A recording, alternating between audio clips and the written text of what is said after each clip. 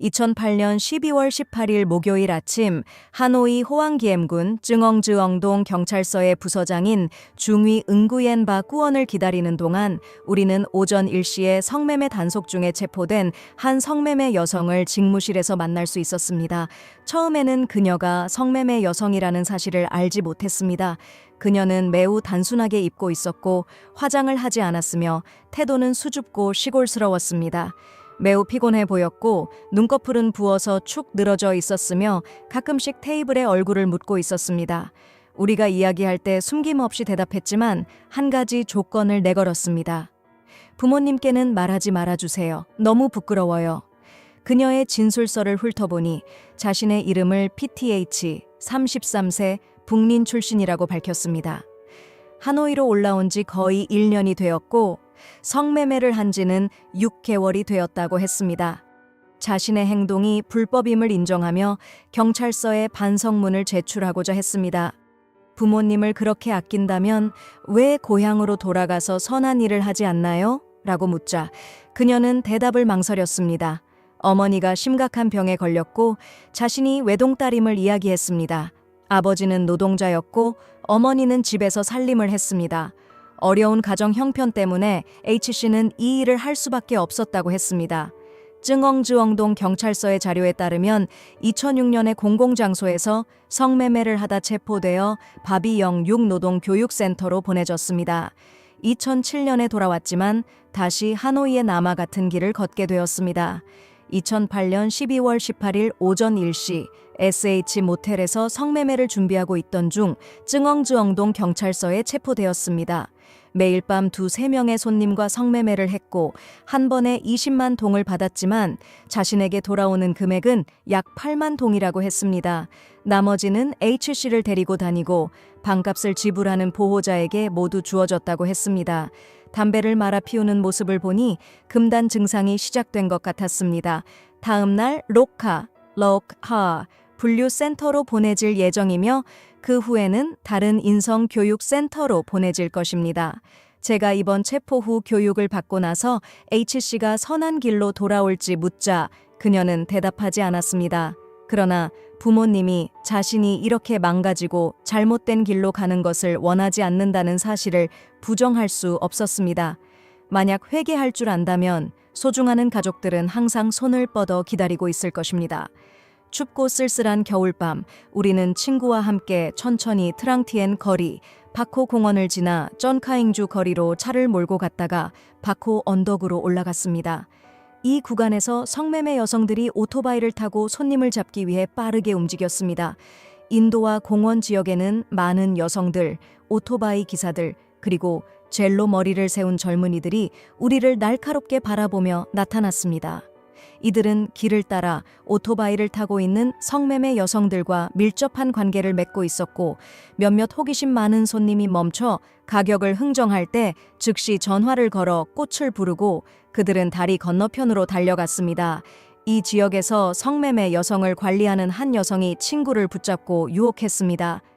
얼마예요? 친구가 물었습니다. 빠르면 15만 동입니다. 방값 포함이에요. 방은 어떤가요? 안심하세요. 깨끗해요. 여성은 어떤가요? 친구가 다시 물었습니다. 막 시작한 애예요? 젊고 신선해요. 그녀는 웃으며 대답했습니다. 친구에게 눈짓을 하며 유혹했습니다. 이 여성은 순수하고 시골 출신이라 더 매력적이에요. 그녀가 말한 상품은 23세 타이은구엔 출신의 A라는 소녀였습니다. H는 시간당 손님을 만날 때마다 4만 동의 방값과 4만 동의 관리비를 지불해야 했고 자신은 7만 동만 받았습니다. 밤새 손님과 함께 있을 때는 70만 동을 받지만 비용을 제하고 나면 40만 동만 받습니다. 희미한 가로등 아래서 H는 화려한 화장을 했지만 화장을 지우면 피곤하고 야윈 모습이 드러났습니다. H는 이 일을 그만둘 수 없다고 했습니다. 그녀는 자신이 빠져나올 수 없는 숨겨진 구속에 얽매여 있다고 말했습니다. 마치 그물에 걸린 물고기처럼 말이죠.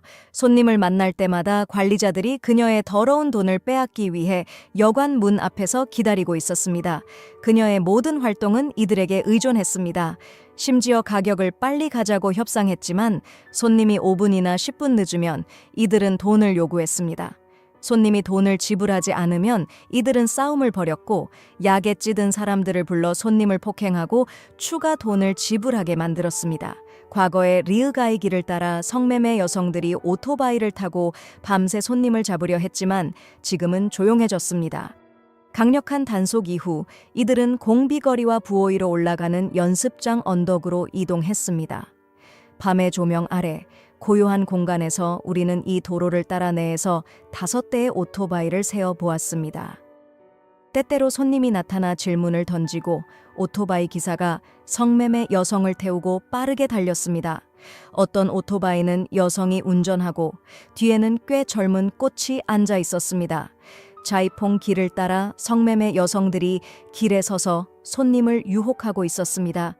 조명 아래 그녀들은 모두 젊어 보였고 어떤 여성들은 나이가 어려 보였지만 이 일에 능숙했습니다. 이들의 삶과 운명은 거의 전적으로 관리자들에게 의존하고 있었으며 이 여성들은 갈지 말지에 대한 결정권이 없었습니다. 이러한 거래와 흥정을 듣는 것은 참으로 슬펐습니다. 매춘 활동의 규칙에 대해 중위 관 큐안 씨는 트랑광카이, 티란쿠앙카이, 거리, 바코 비아키초 공원, 혁명박물관 앞, 트란카잉주, 트란칸두 거리 등에서 손님을 잡은 후 매춘 여성들이 대개 손님과의 협상이 끝나면 소개자에게 전화를 걸어 손님을 여관으로 바로 안내한다고 설명했습니다. 과거에는 쯔엉쯔엉 총두엉 지역에서 주인들이 매춘을 유인하고 중개하고 조직하는 일이 있었지만 지금은 그런 일이 없습니다. 특히 2006년에 홍하거리의 홍손 호텔에서 매춘 주인과 중개인 2명을 체포하여 이런 활동이 더 이상 존재하지 않게 되었습니다. 그러나 관 씨에 따르면 현재 쯔엉쯔엉 지역에는 170개의 하숙집, 6개의 여관, 1개의 호텔이 있으며 이 중 몇몇 여관은 다소 복잡한 상태입니다. 몇몇 상점과 카페는 매춘 여성들을 보호하고 안내하는 사람들의 모임 장소로 사용됩니다. 보호자나 안내자로 활동하는 사람들을 증거와 피해자의 고소가 없기 때문에 식별하기가 매우 어렵습니다. 예를 들어 푹던, 푸츠튼 지역에 거주하는 은구엔 TH, N구엔 TH이라는 여성이 체포되어 경찰서에 연행되었지만 피해자의 고소가 없어 결국 신분증 미소지로 8만 동의 행정처분만 받았습니다. 이 민감한 지역, 특히 역사 유적지가 많은 도시 중심에서 이동 매춘 활동을 철저히 근절하는 것은 트랑티엔, 판쭈찐, 피한추 트린, 리타이 또 리타이투, 쯔엉쯔엉 총두엉 4개 구의 경찰들에게 중요한 과제이자 목표입니다. 관 중위는 경찰서가 자주 단속을 실시한다고 밝혔습니다. 다양한 방법을 사용한 후 매춘 여성들은 이제 유죄 판결을 피하기 위해 자녀가 있는 증명서를 이용합니다. 어떤 여성은 수감 후에도 다시 원래 장소로 돌아오거나 다른 지역으로 이동하여 매춘을 계속합니다. 이 지역에서 단속이 강력하게 진행되면 대상자들은 다른 지역으로 이동합니다. 은곡카잉 엔곳칸 구 경찰서 부소장인 하이차이 중위에 따르면 이동 매춘 여성들은 현재 90년대 세대인 젊은 여성들로 이루어져 있습니다. 그들의 처지는 마치 시장의 채소와 같아 비참하고 씁쓸하며 보호자와 안내자들에게 심하게 착취당합니다. 옳은 길로 돌아가는 길은 언제나 열려 있지만 그들의 길은 여전히 험난합니다. 여러 번 체포된 일부 여성들은 수감 후 집으로 돌아가는 것을 부끄러워하며 잠시 동안 식당에서 일했지만 보호자들에게 발견되어 다시 매춘을 하도록 강요받았습니다. 여러분, 범죄 이야기의 시간이 여기서 끝났습니다. 여러분의 댓글을 영상 하단에 남겨주시길 바랍니다. 프로그램을 좋아하시면 좋아요, 공유, 구독을 눌러주셔서 최신 영상을 받아보세요. 여러분, 다음 프로그램에서 다시 만나요. 안녕히 계세요.